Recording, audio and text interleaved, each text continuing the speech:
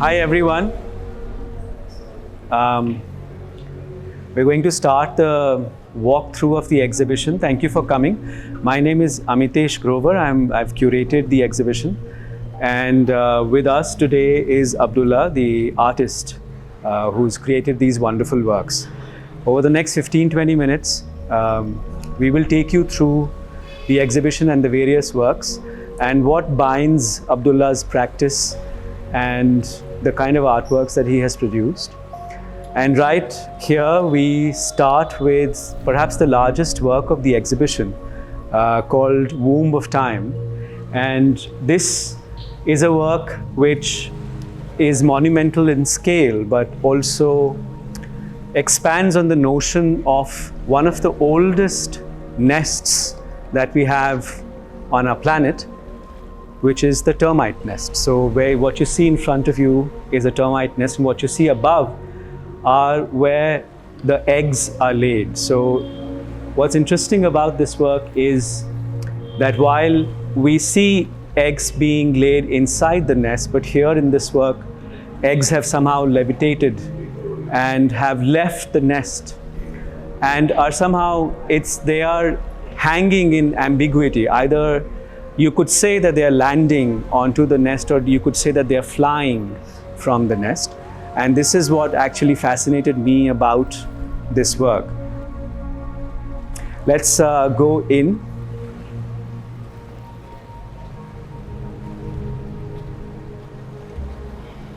This work is here as a reminder for all of us as we walk through the exhibition.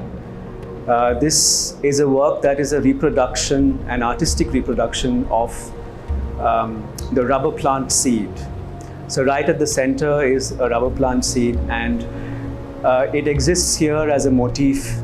You will see this object, this natural object, recurring through many of the works that Abdulla has created. And one of the things that when one looks at a rubber plant seed, what one also looks at is life itself. The idea of seeding something, the idea of seeding life, the idea of seeding in a notion or a belief, but also what does one do when one preserves a seed and not lets it grow? And I think that preservation, that anxiety, but also that desire to preserve and retain something is a theme that runs through Abdulla's works. And I'll keep returning to this desire that the artist has as we walk through. Let's go to the second room. And here you see exactly the opposite of the first work. While the first work is a natural found object, here you see a plastic chair. And so at first you might see it as the most ordinary object that we find in our surroundings. But if you think about this chair actually is the most popular patented design in the world. It's a European patent, and when this chair was designed and manufactured, the person who designed this chair made the patent freely available for anyone in the world to reproduce the chair. And this chair has now become a very common object in India, both in the urban as well as the rural spheres. And why it exists here is because Abdulla actually finds a large part of his family seated in these chairs. This chair, again, is a running motif through the works, where you will find Abdulla's family members seated, resting, contemplating, thinking, and also sleeping in this object. And so this object actually, it's a double reproduction. So a chair seated on a chair. When we think about the chair, what does one think about philosophically and poetically? One of my lifelong search is to search for a perfect chair. We sit on so many chairs, and yet no chair is that perfect chair on which you would want to sit on. And that's why one sees so many different designs of chairs. And It also takes me back to another artist's work in which the artist reproduces 3 different kinds of chair, where on one hand you have the word chair, on the other you have a photographic reproduction of the chair, and on the third you have a furniture that we call chair. Which one of these is chair? And I think that is something that Abdulla is thinking about, both the philosophical, the poetic, but also a very personal connection with this very ordinary object that we find in our surroundings. Let's go inside.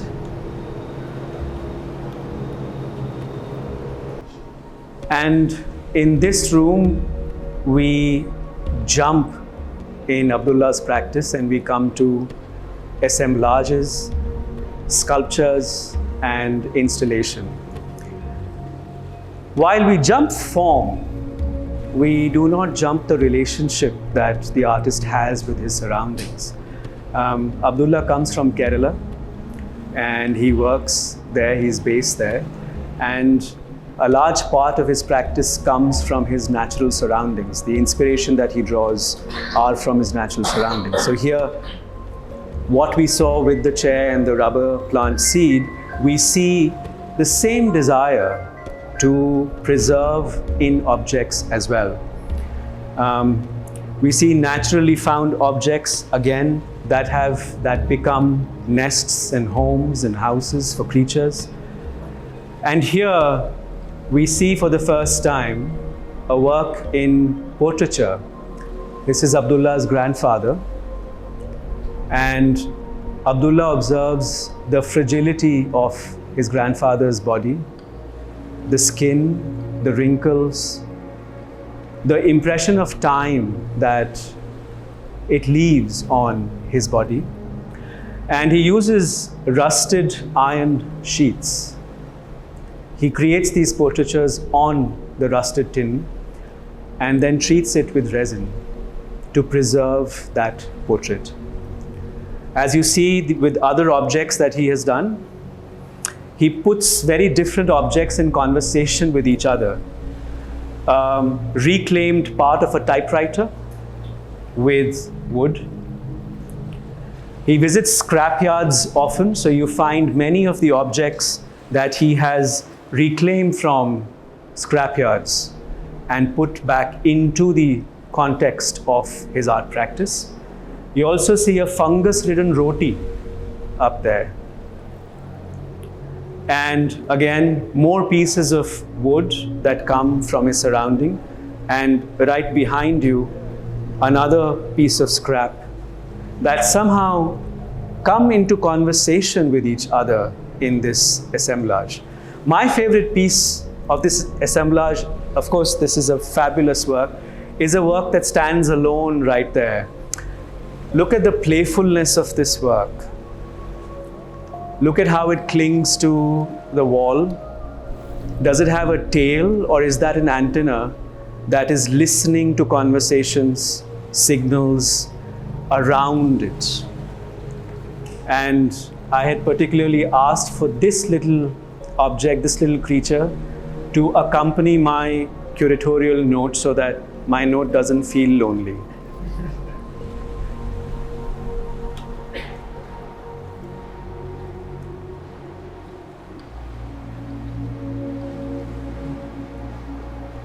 This is a central piece of the exhibition. It's the highlight where I think Abdullah's practice really gets focused and concentrated on preservation, on the fragility of time itself, and of the bodies that nature produces, including our biological bodies. And here you see a fascinating collection of objects that Abdulla has actually reclaimed from his surroundings. Abdullah's practice in his studio is right at the beach. He's from central Kerala and he often visits the beach to collect these objects. And many of these objects we might or might not have seen, but somehow when put here in this context, seem to talk back to us. Some of the objects, for example, here is a preserved banana skin. more seeds that Abdulla has taken, root of the bamboo plant. You have more objects here, and one object here which in Kerala is called the suicidal fruit. This is a fruit that if you consume a lot of, causes death. Would you like to say something about? I was quite fascinated with this particular fruit. It's called Dotwalk in Malayalam. Actually, most of the people, it's not look like this. Actually, it's like actually it's like a mango. This particular vein skin, like this particular things drifted from like mountains, and after that is came to the sea. Then the skin is already decayed. Then structure is remaining. Yeah. Then I just fascinated like how the structure is looking. Yeah. That's all. And many of these actually, they're not just the structural shape of the objects, but also the kind of memories that these objects carry with them as they migrate from the hills down to the seaside. And you find that Abdulla is working with both very, very delicate and fragile objects, but also objects that actually carry a lot of strength in them. You see a part of a beehive here. You see there are many fish bones on this wall.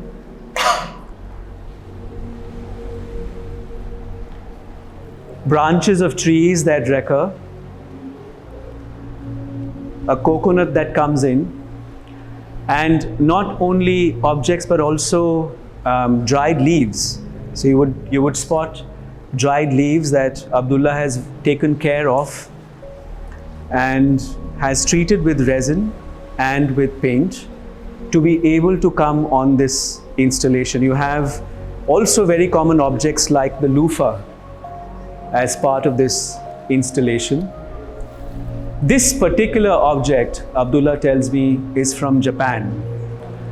And that's the beauty of this kind of an assemblage, where even foreign objects that do not belong to your natural surrounding can find home in your installation.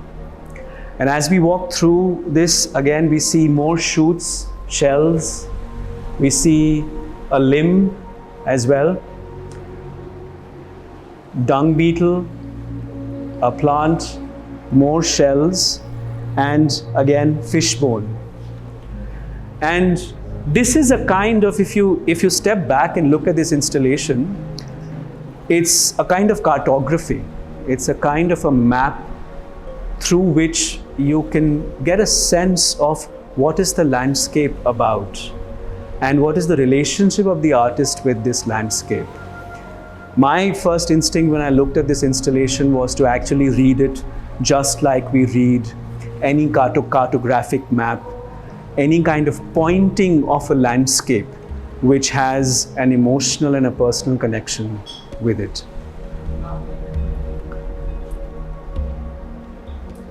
On the other side, we have the same objects but reproduced on rusted metal. These are rusted iron, and Abdulla is using oil paint to paint onto the sheets and then treating them with resin again. And here is a different process of preservation than the one that we see there. Now, one can think about, I think it's a meditative room, this one, because one can think about how does one preserve memory and relationships as time, the cruelty of time, the brutality of time erodes every moment that we want to hold on to. And I think that this kind of theme binds this entire exhibition.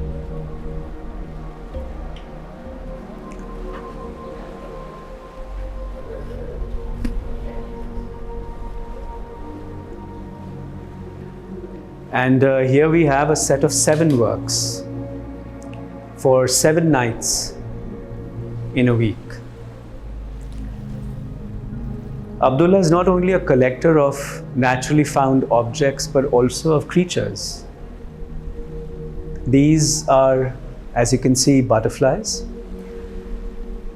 There is a threshold right next to Abdullah's studio from where, when butterflies fly, they somehow seem to fall and drop. Abdulla collects these butterflies and brings them back to his studio and wants to replicate the night, that particular night where he found these butterflies. You want to talk a little bit about, because this is a very, very fragile, very interesting work. Yeah, it's the same process happened. Actually, I'm also thinking at that time, how can I capture the night? How can I capture the death? How can I preserve that? Then I think then I can capture the light, like the sky. That's how I just try to replicate that. And that's how it's came. How do you preserve? It's preserved. Formalin? No. It's resin. If something fully covered with resin, nothing will happen, because if oxidation happens, then the things will get decay. This is fully covered, fully protected. That's how we can as long as we can see this like this thing. If you, sorry, go on, yeah. Yeah. I put it in the butterfly, then I resin it on the top.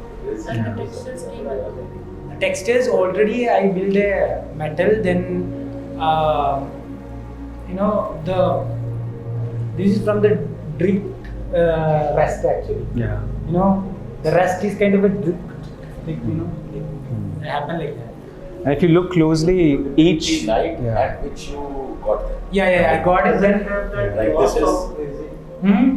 That gloss No. actually crazy. It's Yeah, not there. yeah, but I just I didn't like the glossy, very glossy.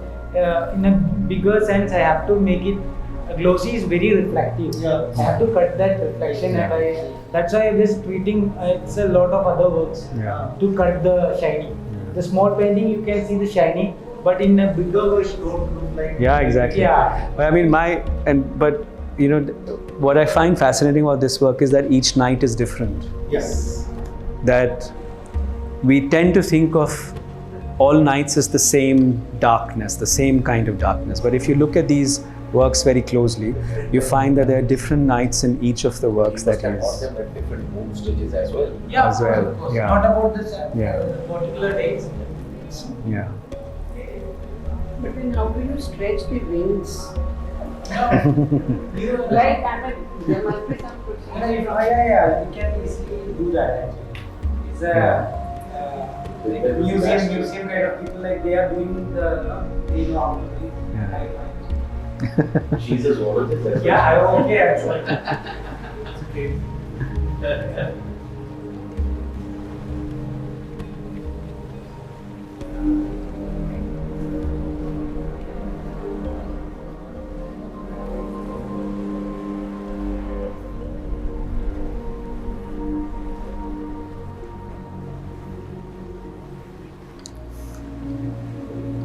So here you see a counterpointing of three works that are in conversation with each other. The work here is of a group of people offering namaz. The work to your right is a pair of hands that belong to Abdullah's brother. And on your left is a wing. That these three works, in some way, in our contemporary world, are talking to each other about belief, about faith, about marginalization, about what we do not want to see in our public space, both the offering of prayers and who is offering prayers, to a body that is different from ours, hands that are different from ours. What are they able to do and what they are not able to do? And when you find this kind of this kind of a very special relationship between ability and disability. What do you do as a brother? What do you do as a body? And this work is in conversation with a lone wing that Abdulla has painted. And I found this thought process a very interesting thought process of flight, but also of being unable to fly.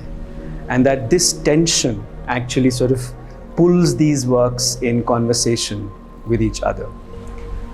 As we walk down this corridor, we see perhaps the most fragile work on the walls. Abdulla has tried to replicate moss from his surrounding in Kerala into this work. And the process of making this work is very interesting. You see, these are copper wires, and on each of the copper wire is a small rice. There's a small grain of rice on each of the copper wires.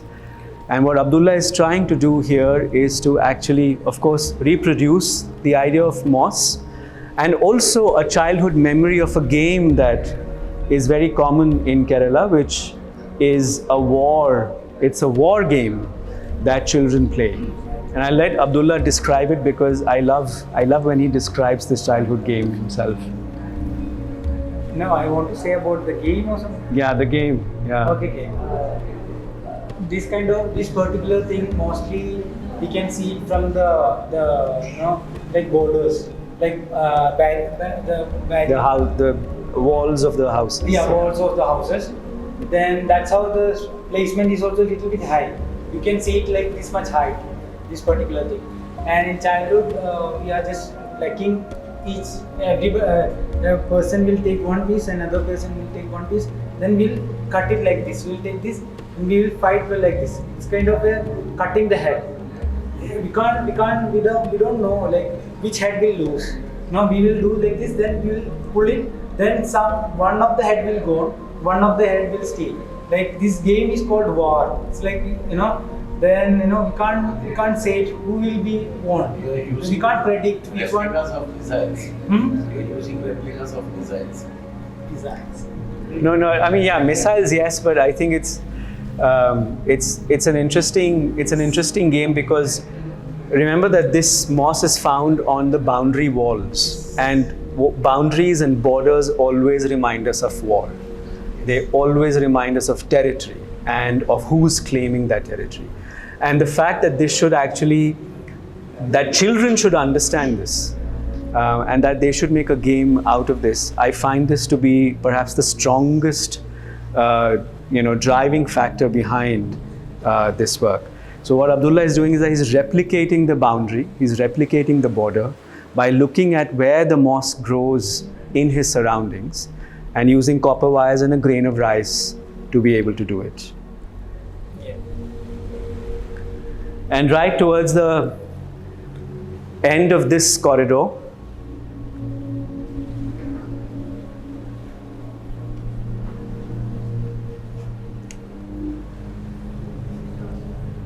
Abdulla is painting his family. His grandfather, his brother, his mother, his nephews and nieces, and he's painting them the way he finds them. He's not asking them to pose for him. He's painting them the way he finds them.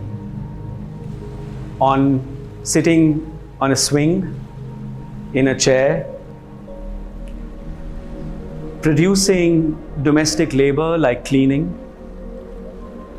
carrying and caring, gazing into each other's eyes, which we do not do enough of in our family,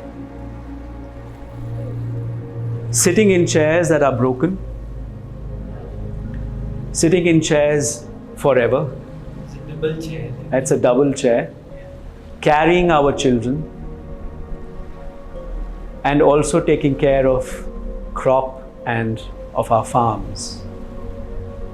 But not only the faces, he's interested in limbs as well. He's interested in legs and hands and the labor that we produce using our body.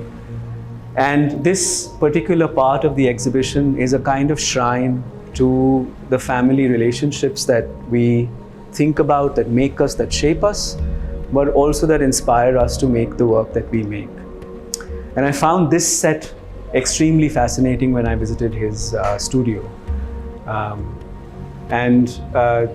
Abdulla actually reproduces this work not only with his family but also with strangers that he sees sitting on the roadside, on pavements, in warehouses and factories, on the farm, etc., etc. So this small little piece is part of actually a much larger work that Abdulla has in his practice.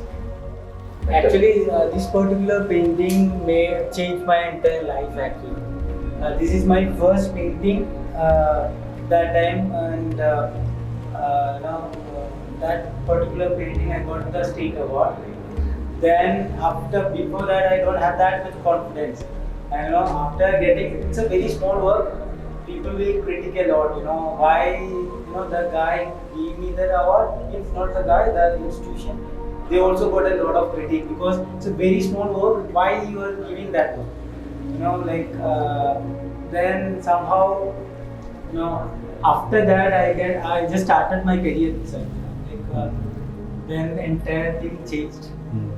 But I mean, here what is significant about this is that corrosion and decay is in conversation with memories, with family. And while he's looking at bodies that are slowly withering away, he's also painting them on rusted iron sheets.